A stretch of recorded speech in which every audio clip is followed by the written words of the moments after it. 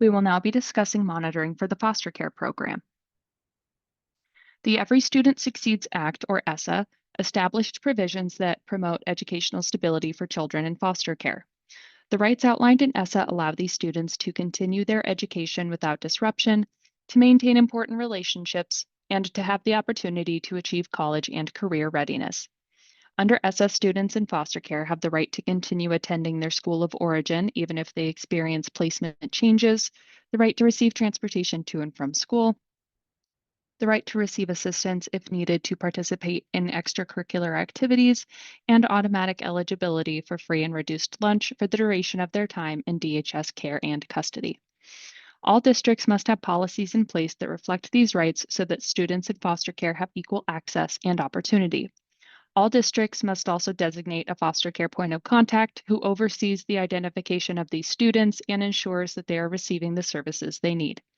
When it comes to ESEA federal programs monitoring, our goal is to collect documents and artifacts that demonstrate the selected district's commitment to and alignment with federal and state requirements with regard to students in foster care.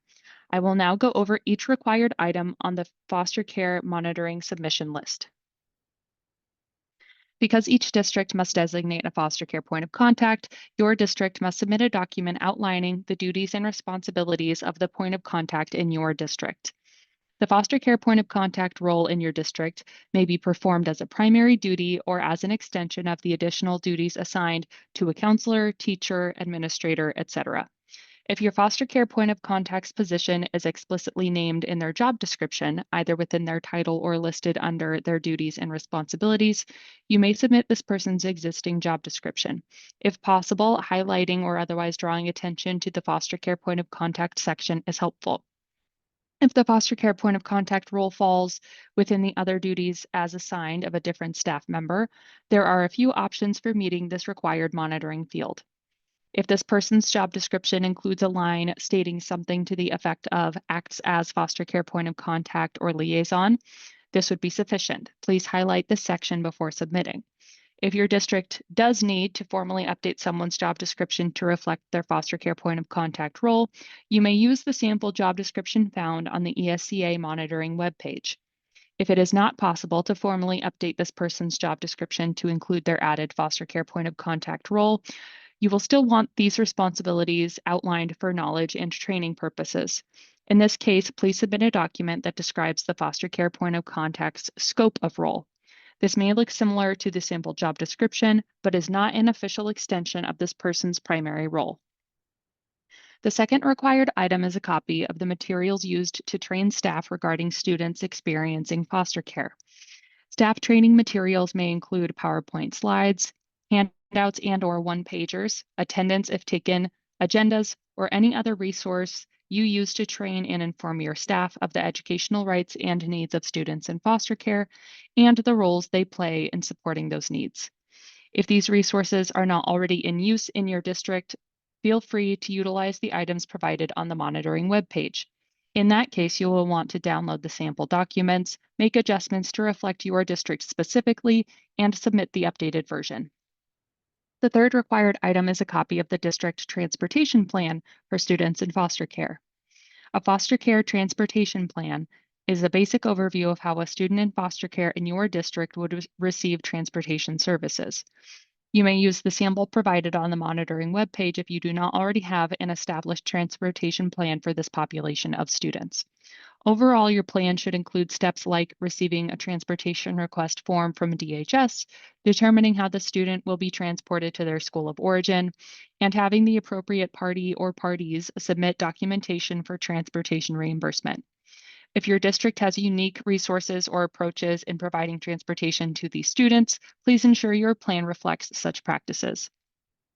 Along with the transportation plan, you will need to submit a copy of the DHS transportation request form. This form should have DHS letterhead, and it is typically filled out by the caseworker to initiate the process of coordinating a transportation plan.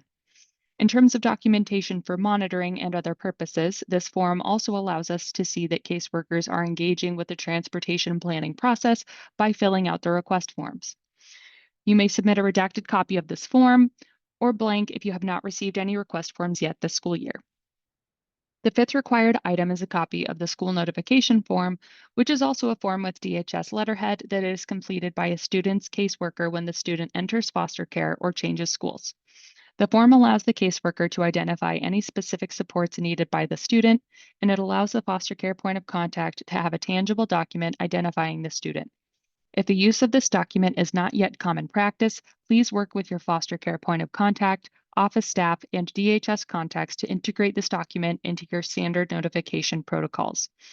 As with the transportation request form, please submit a redacted version of this form or a blank one if you have not received a school notification form yet this school year. If you have received any forms this year that indicate the presence of a best interest finding, please submit a redacted copy of that specific form. The sixth required item is a copy of your district's meal policy. Your district should have a policy that outlines the process by which eligible families can apply to receive free and reduced meals, and this policy should include specific language stating that students in foster care are automatically eligible. If your policy does not include this language, a sample can be found on the monitoring webpage. If you will be updating your policy, please include somewhere in your submitted items a description of your district's plan to update this policy, such as an agenda for your next board meeting that states this matter will be discussed. If your district offers free meals to all students, please provide a copy of whatever documentation is used to inform families or other parties of this service. The seventh required document is a copy of your district's enrollment policy.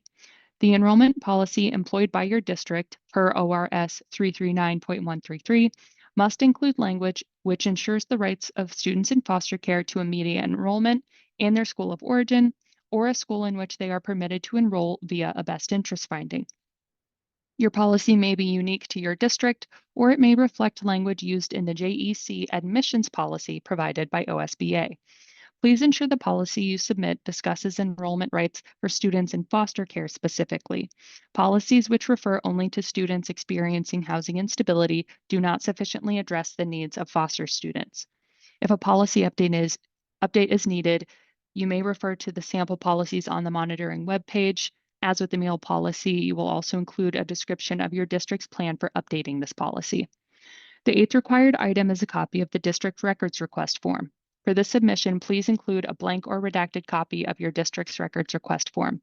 This gives a better picture of your district's protocols around requesting records, which is a process that can create barriers for students in foster care. And finally, the ninth required item is a completed foster care narrative response form. The narrative consists of open-ended questions on topics such as transportation, liaison designation and training, and internal and external collaboration for supporting students in foster care. This will provide context for the systems already in place in your district, as well as any areas that may need additional support from ODE. Please complete this item with the support of the foster care point of contact, as well as any other team members who will have helpful insight into this particular demographic of students. If more resources are needed to complete these items, please refer to the training and reference materials listed here under Resources. This concludes the foster care program section.